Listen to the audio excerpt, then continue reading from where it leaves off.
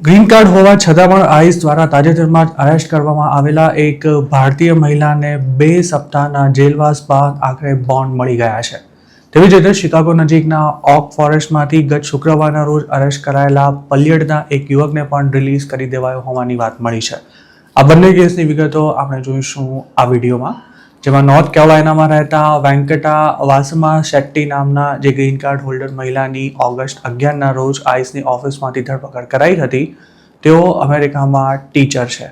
યુએસની બહાર 6 મહિનાથી વધુ સમય સુધી રહેવાના એક મામૂલી કહી શકાય તેવા મામલામાં આઈસ દ્વારા તેમની ધરપકડ કરવામાં આવી હતી.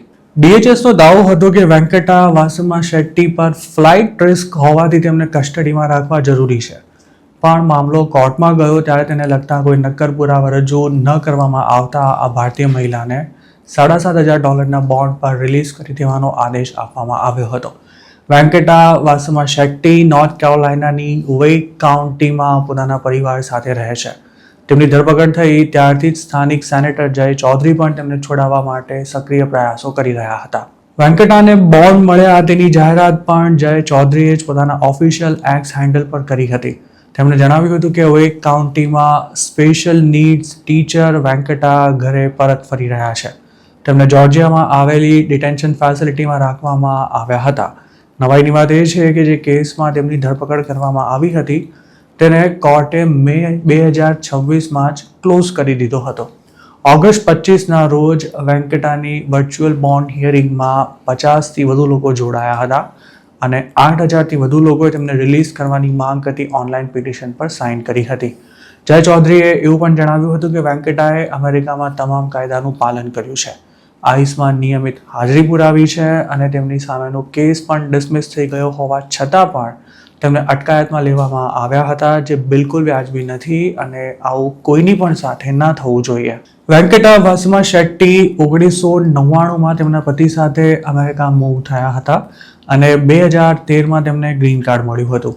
તેમની બંને દીકરીઓ અમેરિકામાં જન્મી છે, જેમાં એક દીકરી ઇમિગ્રેશન લોયર અને બીજી ડોક્ટર છે. 2022માં વેંકટા પોતાના બીમાર પિતાની ખબર અંતર પૂછવા માટે ઇન્ડિયા આવ્યા હતા. તેમની રિટર્ન ટિકિટ પણ બુક થઈ ચૂકી હતી, પરંતુ છેલ્લી ઘડીએ તેમને કોવિડ થઈ જતા હોસ્પિટલાઇઝ થવાનો વારો આવ્યો હતો, જેના કારણે તેમનું અમેરિકા પાછા જવાનું 6 મહિના જેટલું ડિલે થયું હતું. તેઓ US લેન્ડ થયા ત્યારે DHS એવું જણાવ્યું હતું કે તેમણે લાંબો સમય અમેરિકાની બહાર રહી પરમેનન્ટ રેસિડેન્સી સ્ટેટસ જતું કર્યું છે. તેમને અમેરિકામાં તે વખતે એન્ટ્રી તો આપી દેવાઈ હતી, પણ તેમનો કેસ ઇમિગ્રેશન કોર્ટમાં રિફર કરાયો હતો.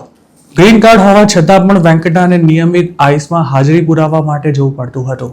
આ દરમિયાન મે 19ના રોજ ઇમિગ્રેશન કોર્ટે તેમની તરફેણમાં ચુકાદો આપતા DHS દ્વારા કરવામાં આવેલા તમામ દાવાને નકારી દીધા હતા. જોકે ત્યારબાદ પણ તેમની આઈસમાં હાજરી પુરાવા જવાની તારીખ યથાવત રાખવામાં આવી હતી. જુલાઈ 11ના રોજ વેંકટા શાર્લેટ સ્થિત આઈસની ઓફિસે હાજરી પુરાવવા માટે ગયા ત્યારે ઇમિગ્રેશન કોર્ટનું જજમેન્ટ પણ પોતાની સાથે જ લઈને ગયા હતા, પણ તેમ છતાં પણ આઈસે તેમને ઓગસ્ટમાં ફરી હાજરી પુરાવવા માટે આમાં જણાવ્યું હતું. જોકે ઓગસ્ટ 11ના રોજ તેઓ પોતાની દીકરી સાથે હાજરી પુરાવવા માટે પહોંચ્યા ત્યારે જ તેમને અટકાયતમાં લઈ તેમને જોર્જિયાના એર્વિન કાઉન્ટી ડિટેન્શન સેન્ટરમાં મોકલી દેવાયા હતા. હવે ઓક ફોરેસ્ટમાંથી પકડાયેલા ગુજરાતી યુવકની વાત કરીએ તો ગત શુક્રવારે સવારે આઈસના એજન્ટ્સે તેને અરેસ્ટ કર્યો હતો. અમુક લોકોનું કહેવું છે કે તેને એક સ્ટોરના પાર્કિંગ લોટમાંથી પકડવામાં આવ્યો હતો, જ્યારે કેટલાક લોકો તેની ધરપકડ તેના જ ઘરેથી થઈ હોવાની વાતો પણ કરી રહ્યા છે. આ યુવકનો અસાયલમનો કેસ પેન્ડિંગ હતો તેવી માહિતી પણ IIM ગુજરાતને મળી છે, પણ તેની કોઈ પુષ્ટિ નથી થઈ શકી. જોકે તેણે યુ વિઝા માટે કોઈ કેસ કરેલો હતો કે કેમ તેની કોઈ ચોક્કસ વિગતો અમને નથી મળી શકી. આમ તો અસાયલમના કેસ પેન્ડિંગ હોય તેવા લોકોને પણ જલ્દી રિલીઝ નથી કરાતા, પણ જો કોઈના યુ વિઝા પેન્ડિંગ હોય તો તેના જેલમાંથી છૂટવાના ચાન્સ થોડા વધી જાય છે.